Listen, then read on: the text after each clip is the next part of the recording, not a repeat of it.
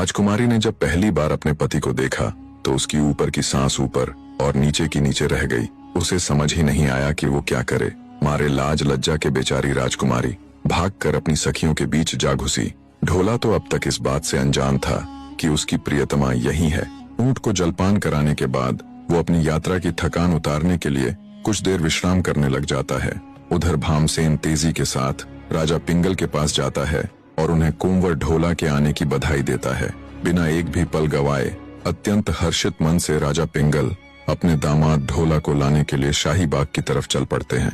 बाग में पहुंचकर आदर सहित उन्होंने ढोला को अपना परिचय दिया और बड़े भव्य तरीके से अपने दामाद ढोला का स्वागत किया और उसे पूरे मान सम्मान सहित अपने साथ दरबार में लेकर आए। पूरे राजमहल में खुशियों का माहौल छा गया। सारी खबर पाकर रानी उमा देवी भी फूली नहीं समा रही थी। राजकुमारी मारू का 16 श्रृंगार किया गया। पूरे शरीर पर चंदन आदि का लेप लगाया गया। उधर लंबे सफर से थके हारे राजकुमार ढोला के लिए भी स्नान आदि का प्रबंध किया। अच्छे से स्नान आदि से निवृत्त होकर कुंवर ढोला नई पोशाक धारण करते हैं। उनको विश्राम गृह में ठहरा दिया जाता है। कुछ ही देर में जैसे आसमान में तारों के बीच चांद चमकता है, वैसे ही राजकुमारी मारू अपनी सखियों के बीच चमकती हुई लाज शर्म की मारी राजकुमार ढोला के पास आती है। उसकी सखियां उसे कमरे के अंदर धक्का देते हुए वहां से भाग जाती है।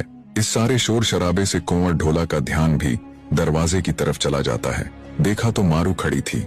उसके रूप रंग और चेहरे पर छाई शर्म की लालिमा देख उसे समझते देर न लगी कि ये उसकी पत्नी मारू ही है। वो ठगा सा खड़ा राजकुमारी मारू के सौंदर्य को निहारता रह गया। बेचारी मारवण मारे शर्म के धरती में समाई जा रही थी।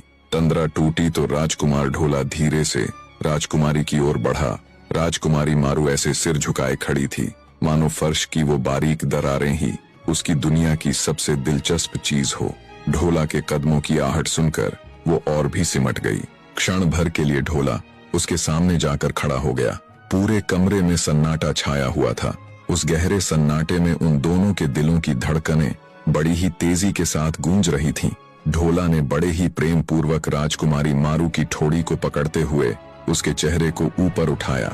ये पहली बार था जब उन दोनों की नजरें एक दूसरे से मिली थीं। इस सुहाने दृश्य में मानो समय भी रुक सा गया था। दोनों की आंखों में शर्म, इंतजार, प्यार, आदर और चाहत के भाव थे। दोनों ने एक दूसरे को ऐसे गले लगाया जैसे पता नहीं कितने ही जन्मों के बिछड़े हुए प्रेमी मिले हों। आनंद पूर्वक कई दिनों तक पुंगल में रहने के बाद एक दिन कुंवर ढोला अपने ससुर यानी राजा पिंगल के पास जाते हैं और उन्हें विदा करने का निवेदन करते हैं। बने